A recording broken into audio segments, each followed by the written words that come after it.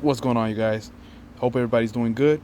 So today I'm gonna be replacing a compressor and also a condenser coil on this GE Ptac unit. All right, so here we go.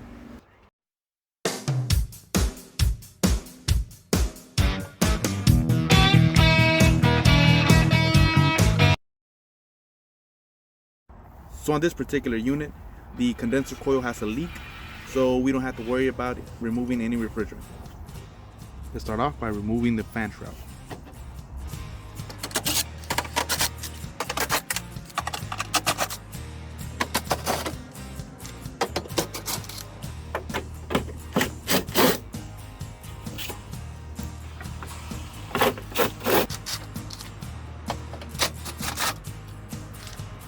Top plastic cover comes off and fan shroud slides right up.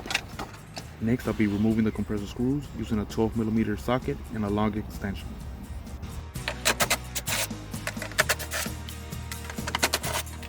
Then I'll be removing the compressor cap and disconnecting the wires. Alright, so once I got everything removed, I'm ready to desolder.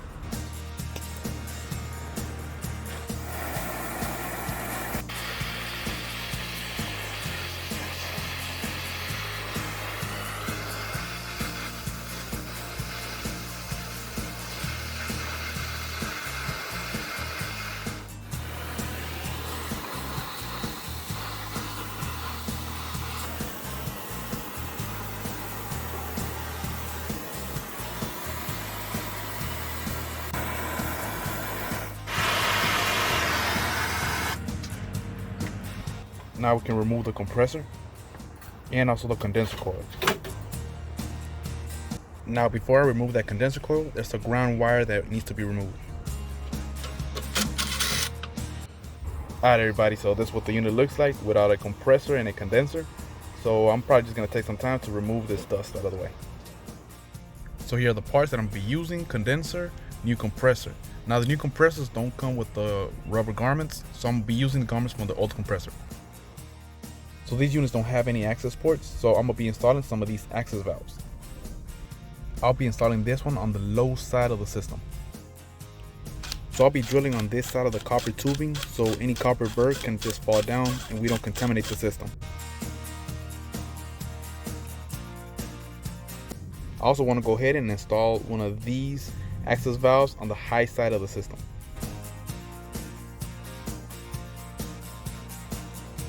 To install that valve, I'm going to be making a cut on this side of the copper tubing, and I'm also going to be using one of these copper tube expanders. So that tubing is going to get pretty hot, so I'm going to be using some gloves for this one.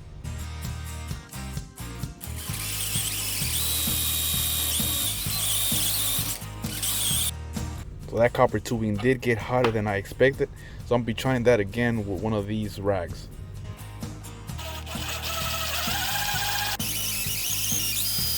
So I'm gonna be honest guys, this is the first time I actually use this tool. So if there's an easier way to do this, let me know in the section below.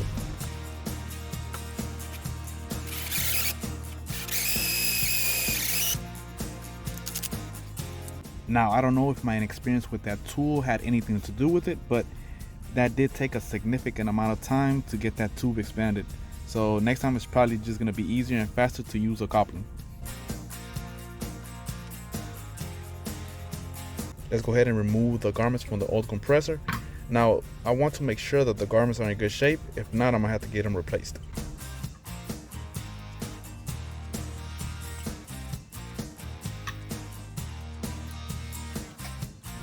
Let's go ahead and install the compressor.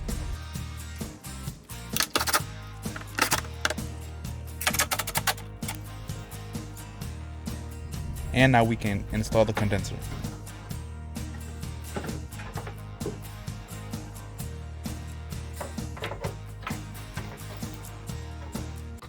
Now that I got the compressor and condenser installed, I can start working on aligning all the copper tubing.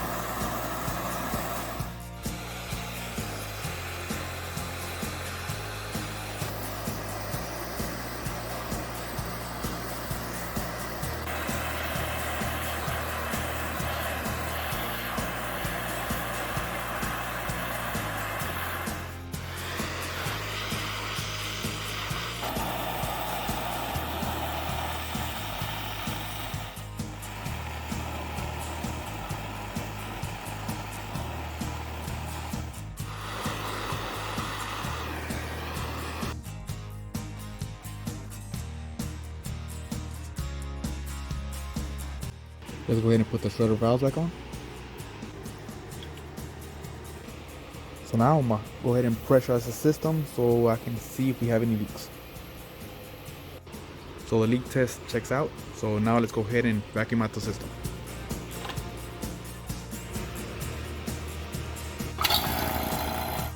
So while I got that vacuum pump running, let me go ahead and reassemble the condenser shroud.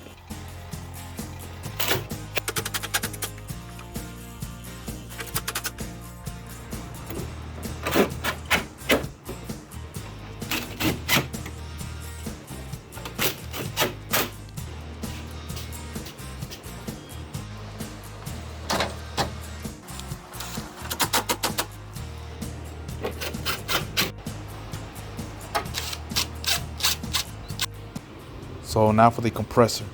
Now the compressor does come with its own kit. The kit includes gasket, rubber spacer, the overload switch, and the spring. Let's remove the old overload switch.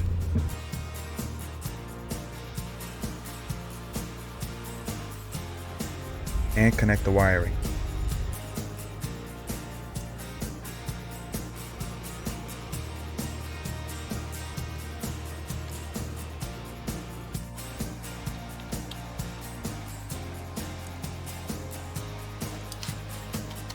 So for this unit, I'm gonna go ahead and weigh in the refrigerant. Now for that, I'm gonna have to come to the tag here to find out how much refrigerant is needed. And according to the tag, it's 36 ounces. So that's how much I'm gonna charge into the system.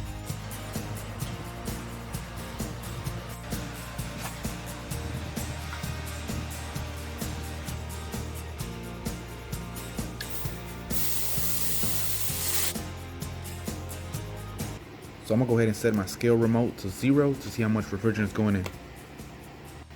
And charge.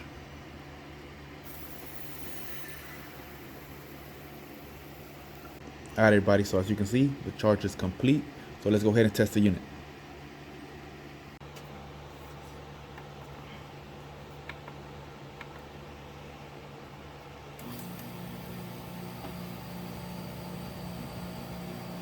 Alright you guys, so compressor came on. Now pressures are gonna start to stabilize after a few minutes of running. And I think we got it.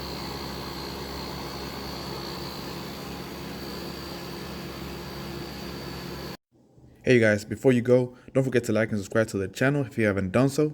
And I'll see you guys in the next video. Yeah, take care.